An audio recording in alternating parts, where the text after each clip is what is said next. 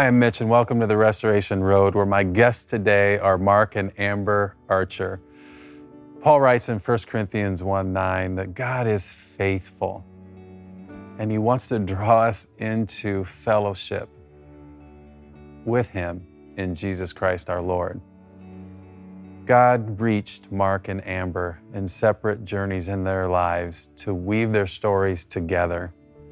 And it's a picture of how God is faithful and will meet us wherever we are. Mark and Amber, thank you so much for being with us today. Thanks for having us. You have an amazing story on how God brought the two of you together, and I want to pick it up first, Mark, with your background. You helped us start the Restoration Road. You're an amazing, what's the technical term, videographer or producer, or you do everything. So what should I say? Filmmaker. Filmmaker, I mean producer, director, and videographer, cinematographer. Yeah. You started at an early age. You grew up at Black Hawk Ministries and you started filming on the Bible Hour at age 14? 14. And did you know then that you just had a love for this concept? I knew that I had a fascination with cameras and with the filmmaking process, but I didn't know that it was going to be something that I was going to really fall in love with. But I discovered quickly that I had a knack for it, and people told me, "Hey, you're pretty good at this," and so I got moved up the ranks in the operator realm, and then I found that in that environment at Black Hawk, there were a lot of people who were very good that would teach me what I wanted to know, but I had to pursue it.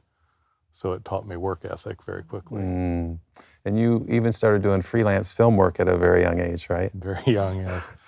And you end up going to Purdue. Mm-hmm. And can you describe your academic prowess while at Purdue? Well, the first time or the second time? Either way. Yeah. So right out of high school, I went to what was IPFW, and I was an IU student initially, and I knew I wanted to do film and television. I went to college because I thought I was supposed to,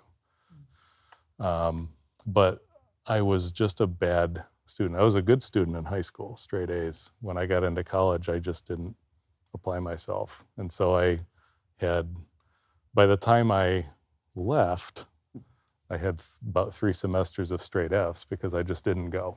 Mm-hmm. And because I was so busy working, I started freelancing, and I didn't see any point. I looked at it and went, this is what I want to do. Why do I need to study psychology? I want to go work. Yeah. And at age 22, you make your first film. What was that? So my first feature film, it was a little film that turned into a big film. It was called In the Company of Men. And I met the writer-director, Neil LaBute. He lived just a few blocks away from me. And they had already started trying to put the project together, and they needed a producer. And I had done enough producing around town that some of the other crew members said, you need to get this guy to come in. And so we shot that film for $25,000 in the summer of '96. And we shot the whole film in 11 days. And how much did that film gross? We won Sundance, and then we sold the film to Sony Pictures. And the last estimate that I saw was that worldwide it had done over 20 million. But business-wise, that didn't work out for you, did it? No. The business end of the film, I was waiting for my percentage of the film to come, and it didn't. And so as the film took off and got successful, myself and a lot of the other people involved, we didn't get invited. And we also didn't get what we were promised. And so it started to cause a lot of resentment, a lot of bitterness. And, there was, millions of dollars on the line, and we watched it go away. Now, you grow up at Black Hawk in the church. Your mom and dad are extremely involved. Your dad's an incredible teacher. Your mom's involved in missions. So you have that foundation of faith, but that I think that resentment starts building up inside you, and you had some things, I think, as a younger teen at Blackhawk that made you start to question the faith. Where are you with your faith then at that time? You know, at that time, I'm, you know, I became a believer when I was very young, 5, almost 6 years old. I had started to really question, and it's that process of, you know, do you believe something because you were taught it versus you believe something because you know it's true? And it was in those years of dealing with the fallout, the aftermath of the decisions I had made, the people that I had gotten myself into cahoots with in doing this film. Number one, the film, although commercially it was doing well and it led to other opportunities for all of us, it was not a God-honoring film. I felt like God was angry with me, and it led to being on the edge of, I tried briefly to be an atheist, like I was that angry. But I couldn't be, because I remember one night thinking it through, and I thought, atheism doesn't make any sense. The world is absolute. There's light, there's dark, there's up, there's down. There are absolutes. So absolutes have to be from an absolute. So God must exist. And then I opened up my Bible again, and I started to read again, and that's when the Lord started really working on me again. Wow. Amber, I'd like to pick up your story.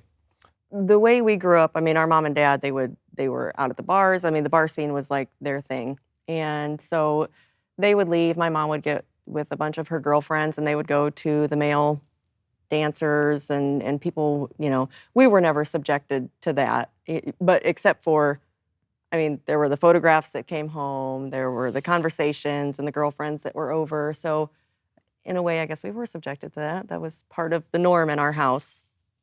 But at the time, you're a really good student, right? Oh, excellent student, and did a lot of sports.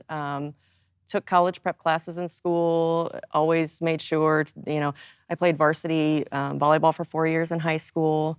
Just excelled at athletics and school. And you're a twin? I'm a twin. Yes. And at 17, is that when your twin sister is pregnant in high school? Yes, she's pregnant, and we graduated at 17, and a month later, she gave birth to her first son. So at 20, you get approached about a way to make some extra money. Oh, yes. It was my sister, her son, myself, my younger brother, and my mom and dad all in this 2-bedroom, single-wide trailer. Awful living, like just bad living conditions. Everybody hates each other at this point. I mean, now we're all getting into adult years, and now everybody really has their own opinion about the way things are supposed to be. And so I was working as an office manager of a plumbing company, and my sister was a medical receptionist out at the hospital. So she comes and she says, hey, somebody just gave me a great idea how we can make extra money. We both desperately wanted to get out. I mean, we're so over it. You can only take so much of that. You're just over it. And she said, let's go over here and check out this club. Well, we're not 21. And we go and we walk into the strip club. And we talk to the manager. We give them fake names and leave. We're like, oh, we are seriously not considering this. Like we knew that it was wrong. We knew that it was wrong.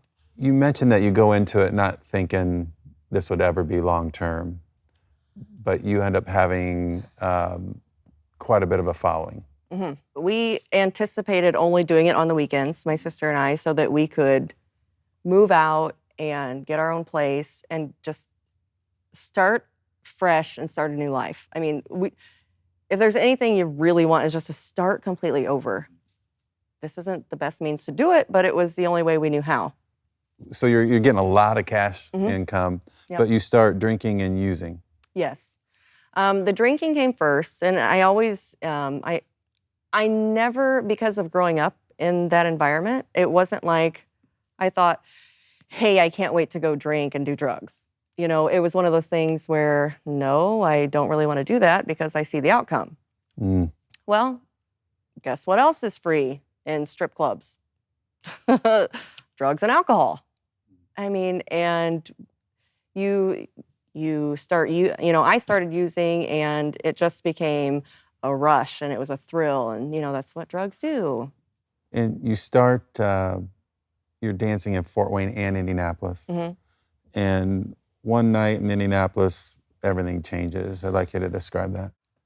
My girlfriend and I went out one night it was 2013, and we went out to have a party, and we did. And of course, drugs and alcohol are free even when we go out on the weekends.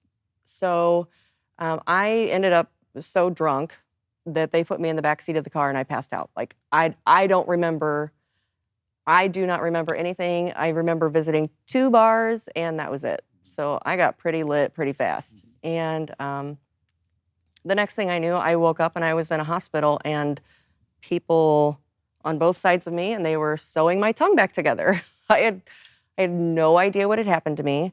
They ended up having to wire my mouth shut because I had a broken jaw and there was so much damage to my face. The nurse came in and she handed me a tablet and a piece of paper and said, "Can you tell me who you are? And do you know who you are, first of all?" And I did, and then I gave her my mom's phone number, and she called my mom for me because I was like, "What?" And the only thing I could ask her was, "Where are my friends?" That was the last thing I remember, is being with my friends. And she couldn't tell me anything, and she wouldn't tell me anything. But then there was a paramedic who came in, who was at the scene, and I was asking them questions. And they said, well, the driver had been killed. He died on impact. And so I had to ask what had happened. He said there was construction on 465, and you guys were going at such a high rate of speed, and everybody was stopped, and you went up underneath a semi-trailer, and the top of the car came down and pinned you and crushed your face, and he was killed on impact. He said your other friend was taken to the other hospital. Okay. So at this point, I hadn't looked at myself. But after the paramedic left, I got up and walked over to the mirror that was in my room, and I just looked. I just looked, and I couldn't be mad, and I wasn't. There was a part of me that was sad. My whole life was based on the way I looked. I made my money from the way I looked. I made, my whole identity was the way I looked. Mm-hmm. So there was just this, I don't want to say come to Jesus moment, because I didn't know Christ at that point. But there was just this moment of, wow, this is a new reality. And look what I had just done. And this is all my fault. And did you end up needing reconstructive surgery? Yep. I've had 3 reconstructive surgeries on my face. Oh my goodness. Mm-hmm. You would never think that. A lot of people say that. But I'm like, I see the scars every day. I see them every day. So you have 6 figures in medical bills, and you end up having to file bankruptcy, and that leads you back to dancing? Right. Well, I still had warrants out for my arrest. I went through all this. For what? For the driving without a license for 3 years? Well, 3 days before my 21st birthday, I got in a car accident, and it was my fault. I blew .08, went to jail.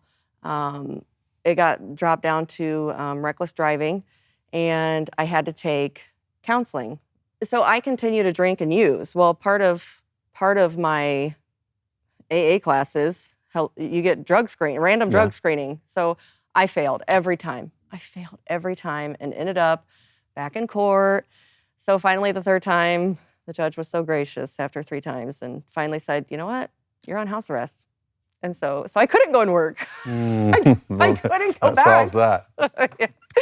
So I ended up spending some time at my mom and dad's, and then, but I had lost my license because I just kept failing my drug screens. And what led me to meeting her in a strip club was I did not care about anybody but myself. And there were, the business deals that went bad, and I had gotten into a very terrible toxic relationship that led to a marriage that lasted about a year.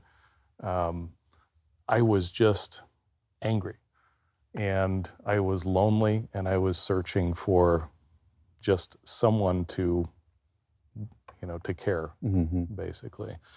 And so that led me into that place that night. Now, the truth is, and men don't want to talk about this, but it was because I had a problem with pornography that had started many years before. So I had that problem, and I was drinking a lot, and I had chosen all of the wrong friends. How does it turn into a real relationship? Because I imagine it's kind of a fictitious relationship when a guy walks into that. How does it become real between the two of you? When I first met her, I just thought she was the most beautiful girl I'd ever seen in my life. And I asked her for her phone number. She gave me her email address, and I just started pursuing her. And it was, weeks before she agreed to even talk to me. He would email and try and come and pick me up for a date, and I would leave early so that he couldn't. There was this struggle because I went, how can I, tell people that I've met this girl where I did. How can I take her home to mom and dad? Right. And she's still dancing, but there was something about her, and I just wanted to know her. That's a big gray area, and yet God still meets you there. That's what's amazing to me. I think anybody that grows up in the church, you have the risk of having neat and tidy boxes. And God only works in those neat and tidy boxes. Well, this wasn't neat and tidy, and God still worked. And I think it's a powerful picture. You end up living together, getting engaged, and you're going to go, and your mom and dad don't approve, but your mom and dad communicate something to you. I'd like you to share what that was. Yeah.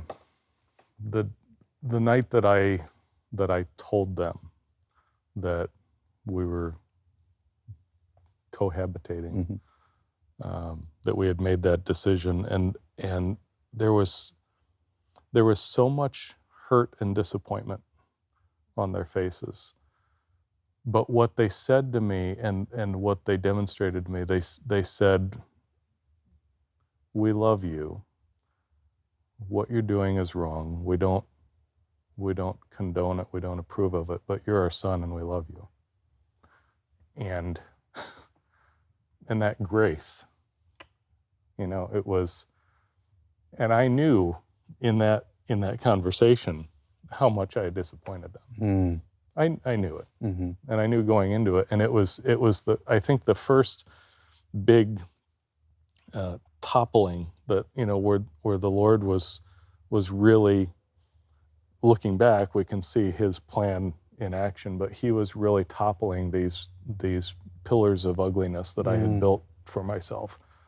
Their reaction is such a picture of God's grace. What you're doing is wrong. I'm not shaming you. I love you. There's a different way. Yeah.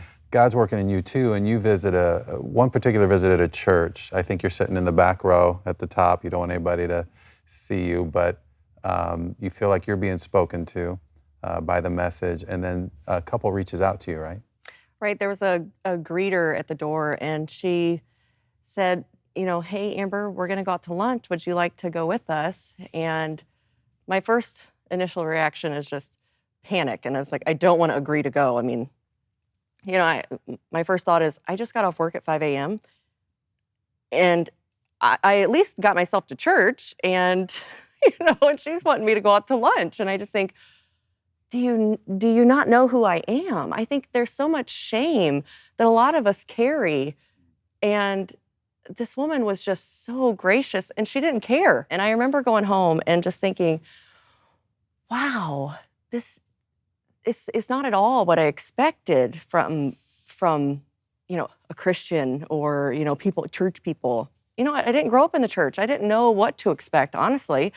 But they were just all so kind, and And I just enjoyed so much of the conversation and just the time spent together. And I remember going back to my apartment and I just fell to my knees and I just begged the Lord, please help me. You know, I've attempted suicide. I'm stuck in these drugs and this alcohol and this terrible lifestyle. And I could never see a way out. I just kept getting into trouble, and it was one right after another, this revolving door of not being able to escape. And that's all I really wanted to do. I just needed to escape this life. But that love and acceptance you experience gets your attention, and you guys both end up in your dad's Bible study fellowship class. Mm-hmm. And Neil Clay would always kind of go over everything and then pray. And he prayed something that got your attention. Yep. It was like the second time we had gone to class. And he got up and he just said, if there's anyone here who knows you not as Lord and Savior, I pray they come to you before it's eternally too late. I didn't hear anything else that was said that day. I just kept hearing eternally too late. And I thought, what does that mean? And how do I know? Like, I want to be for sure. So we go home and I was like, what is this? What does he mean? So you go talk to Bill and Linda. Yep. And what happens? They explain everything to me, and they asked me if I want to pray and accept Christ. And I just wasn't sure, and I was really nervous, and I thought, oh my gosh, I'm just embarrassed. I think I was embarrassed that I didn't know. I was embarrassed that I had lived so long not knowing Christ and knowing that there was forgiveness and a better life in a better way. And we went back home, and we sat in our basement and prayed together, and I accepted Christ. And you say you noticed a physical change in her at that moment. Yeah. It was, as soon as we were done praying, you could feel it. At that moment, what I was feeling more than anything was shame that the Lord had so graciously said, I'm going to give you a believing wife. She's come to Christ right here. You saw it. Now you.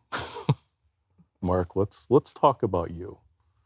And it was like this massive spotlight on me. And I went to bed that night and I just thought, okay, I know. Because I had so made a mess of everything, like everything good in my life. I was good at just destroying it. And just bad decision after bad decision. The next morning, she physically looked different. I mean, I could see a different person. And it was just obvious. And that's when it really began, that process of the two of us growing together, her as a new believer and me as the prodigal being brought back. Yeah. And it took some time of just him helping to break down. And there was a lot of repenting that I had to do, a lot of apologies that I had to make, a lot of restitution, if you will, that I had to go back and apologize to people and say, I am so sorry for the way that I have been.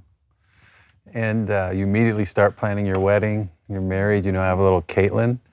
And you started this project called Fearless Features. Yes. Can you describe what that is? So we together run our commercial production company, and we work with a lot of not-for-profits. And we saw in what you were doing, and then some things that we were doing for the church, video productions, telling people stories. What really kicked it off for us was when Joe Cox died. Mm-hmm. And we helped set up the live stream of his funeral. Now, just a few months before that, I had helped Ed produce Joe and Diana's story that we had that they'd used in the service, and then we had put them up on the Facebook page. And they had gotten, maybe a couple hundred views between them. Joe is our county sheriff friend who died on the job. Yeah. And I didn't really know Joe or Diana, but that was the last salvation story that I had produced. And when when he died, I went onto the Bible Hours Facebook page and I just reposted his and Diana's stories. And it was insane. By the end of the week, well, actually within about 3 or 4 days combined, their stories had been viewed like 50,000 plus times. Yeah. And we looked at that and we went, there is so much power in this medium. Yes. And what if we took this idea that the Lord had laid on our hearts long before of telling stories of how people have come to faith in Christ through short cinematic films, and apply it to this medium of social media, we could really make an impact. It's amazing what you're doing. I've watched the ones that you've produced so far. I know you're working on more. Absolutely incredible. It'll have an eternal impact in so many. And I just love how you have both responded to God's pursuit of you and now how you're using it to be part of his pursuit of others. Thank you so much for your time today. I really appreciate it. Thanks. Thanks for having us. You know, 1 Corinthians 1:9 says, God is faithful, who has called you into fellowship with his Son, Jesus Christ, our Lord. No matter where you are in your life, it doesn't matter how far you have fallen. It doesn't matter. He's there with grace. Undeserved love, unmerited favor that will lead you to a whole new journey in him, in a fully surrendered relationship with him. You'll surrender that old basket case of your life, and you'll start finding pieces that you need to surrender. And you let go of those, and he reshapes you and refines you and renews you and reassembles you. And you go out on this new journey, and there'll be some bumps in the road. There'll be some tragedies. There'll be some triumphs.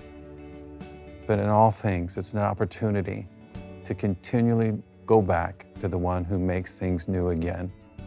So our prayer for you is that you would just reach out to God and you would receive him today and allow him to show you his design for your life.